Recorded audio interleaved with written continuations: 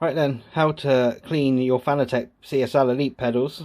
I needed to take mine off anyways. I was making some adjustments on my profile and stuff, which I'll show you in a minute. And they need a good clean, so I thought, well, if I'm going to clean them, I may as well show you how to do it.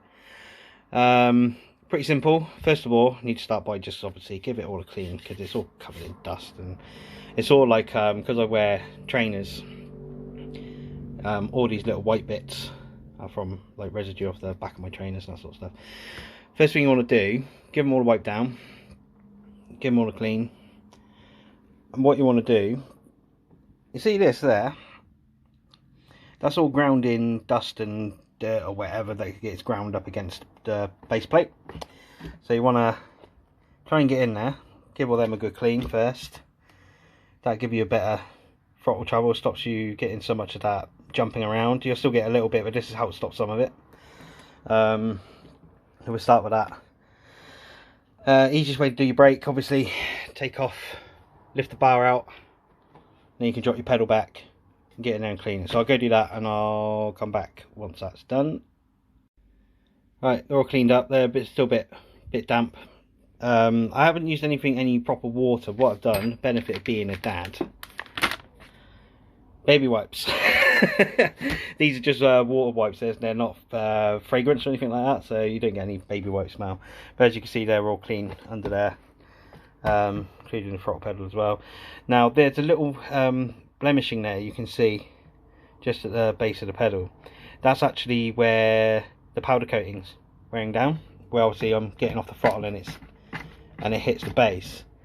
It's just a small indent in the powder coating. So what you can do, really, if that's still an issue, just take a little bit of sanding paper to it, file it down a little bit smoother. I'm going to do it on my brake, because if you can see, the powder coating is a bit lumpy under there. So I'm going to, a bit later on, I'll take it off and I'll get some sanding paper to it, just sand it down a little bit, make it a little bit smoother. Other than that, it's all clean. So another thing, compressed air is bloody brilliant. If you want to get dust off and things like that, do that. Get some compressed air. Now under here is where we really want to get to. So normally what I'll start doing, this is hard to do because I'm recording this on my phone. What I will normally do, I would get in here where the springs are, just give it a blast, because that's where a lot of the fluff and crap and dirt can hang around and stuff. So I just get in there, give it a little blow out. See, lots of dust in there.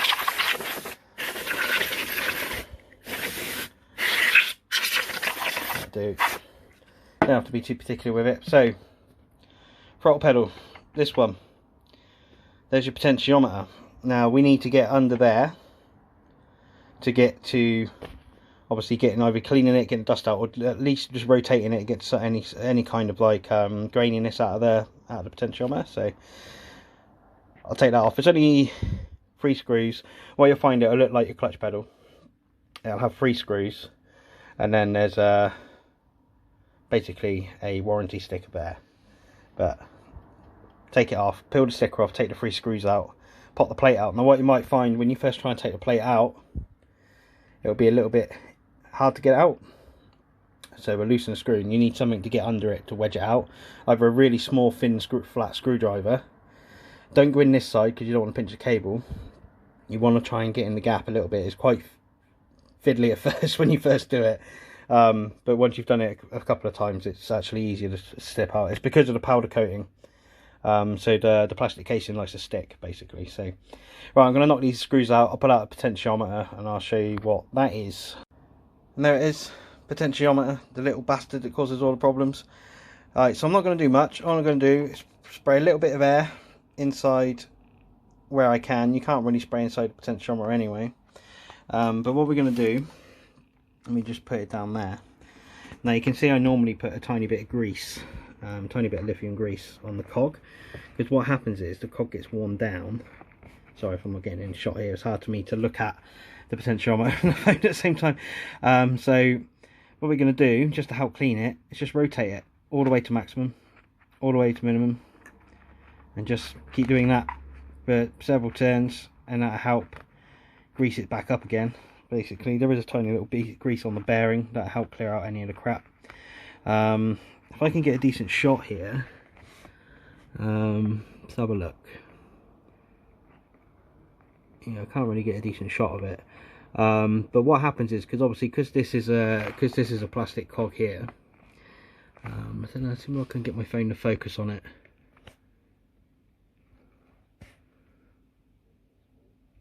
Not quite, no. Can we do it? Phone don't like it. Yeah, it's not focusing. See if we can go, because it's important to show this actually. Now I don't know, I'll try and find a decent angle. It might not too bad, but let me have a look.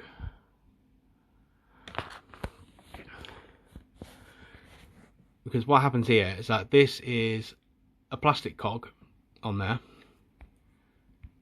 Still can't focus on it. This is a plastic cog, and inside the pedal, I'm not really going to be able to see it from this angle, on what actually runs from the pedal to the potentiometer is aluminium. So what happens is, over time you get a little bit of grit in there. The aluminium is obviously stronger than the plastic, so it grinds the plastic down on the potentiometer as well.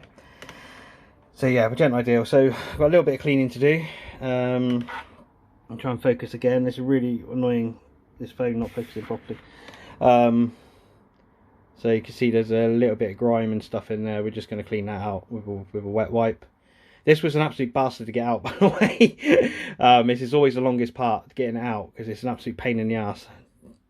So what I ended up doing, what was happening is, obviously this cavity is really tight on the plastic backing.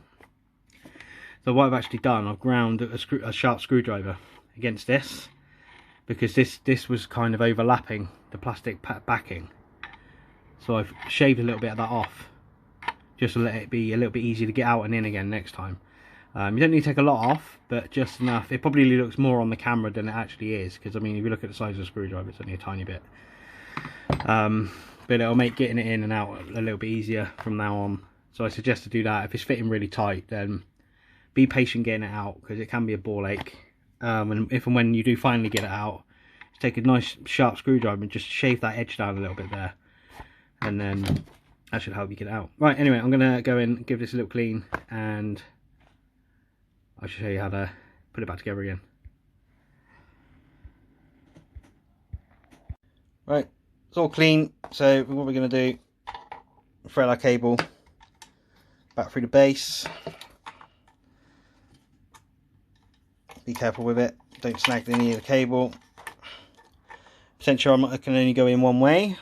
So what's going to happen now, because we moved the potentiometer, it's going to be off center, so we're going to need to recalibrate the pedals. So I'll pop that back in there a second. I don't want to screw it down yet, because what I need to make sure is there's enough travel and rotation on the potentiometer, because there's only a 180 degree turn on the potentiometer, I think, or just over. So if we've gone too far, we're not going to get enough rotation from the potentiometer, so we need to double check that. So we pull it in loosely first, and we pull the accelerator pedal basically, and make sure it slacks. I need to be able to flip the pedals to check it, but you make sure you do that. So let me give it a second.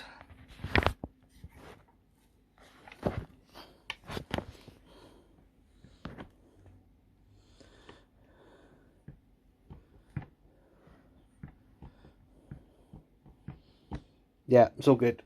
It's all good. I can't really do it on the phone.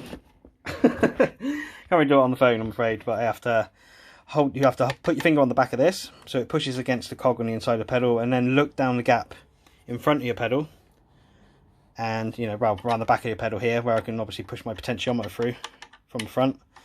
Look down that gap, push your pedal back, and if there's no resistance on the potentiometer and it's rotating fine, then that's how you want it. So, right, don't forget, plug in your cable, put it behind the clip, make sure it's nice and snug and safe so it doesn't come out. That's why I like these pedals. That's why I do like this pedal set, because of the clips and stuff behind here. It's really helpful just to keep things a little bit tidier. Make sure there's not too much slack under the pedal. Same with your clutch. Obviously, if you have a potentiometer problem where your clutch do exactly the same thing. If this ever does keep giving you issues and you get annoyed if it keep going, or you have a like full potentiometer fucking issue, swap it with your clutch one. Literally all you got to do. It's exactly the same pedal, just a different spring load. So you swap the potentiometers around, then you'll have a fine working throttle pedal again for a temporary solution until you find something permanent. So right, I'm going to put the screws back on. I need to mount my profile back on, so I'm mounting it a bit of a different way this time around. I think while I'm here actually, what I'm going to do, I'll show you what I'll do. Yeah, I'll zip the screws on and I'll show you what I do, how I grease it. I'll do that first, and then I'm going to zip my profile hook on, put it back on the rig, and then we'll check it, see if it's all smooth. Right then, here we go, bit of grease. I'm using WD-40 white lithium grease. Really good stuff, really good stuff. So hopefully you can see how much dust and crap's come off the pedals. See if I can get this focused in there. Let me get a bit more exposure. Right, you should be able to see the two cogs coming together. So if we stick this in there, I'll show you where the two cogs meet. So that's where the two cogs are meeting, just in there. Right, so this cog up here is aluminium. This cog down here is plastic, which is why you get that little bit of a grinding problem. So what I'm going to do, just where the cogs meet, I'm just going to spray a tiny bit of this grease in there, because what happens is when the pedal comes down,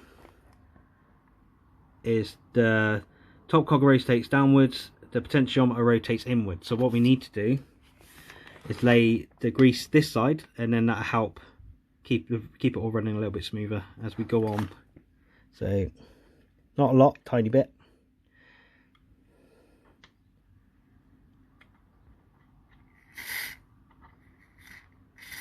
There we go. All we need, just a tiny little bit. And now that'll help keep everything lubricated between the plastic and the aluminium.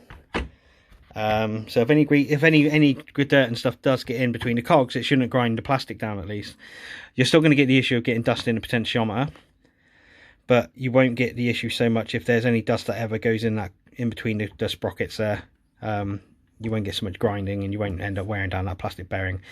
So it's a really good idea actually just to stick some grease in there. And if you only put a little bit, it's not going to do a lot, but it is going to really help with that risk of grinding everything down. So another trick actually, what happened at some point for me, I got a bit of a squeaky brake, and what it was actually the elastomer springs squeaking. So what I've done, I stripped everything apart. I'm not doing it, I'm not going to do it today, so I don't need to. Stripped everything apart and just laid a little bit of grease on the plastic spaces on either side. Just a tiny little bit of this spray grease.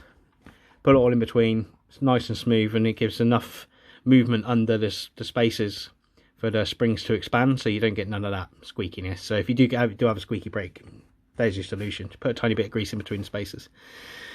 That's it. I'm going to get it remounted and then get it calibrated, and we'll check to see if there's any fluttering. I thought I'd just show this actually while I'm here. I thought, I may as well show this what I'm doing.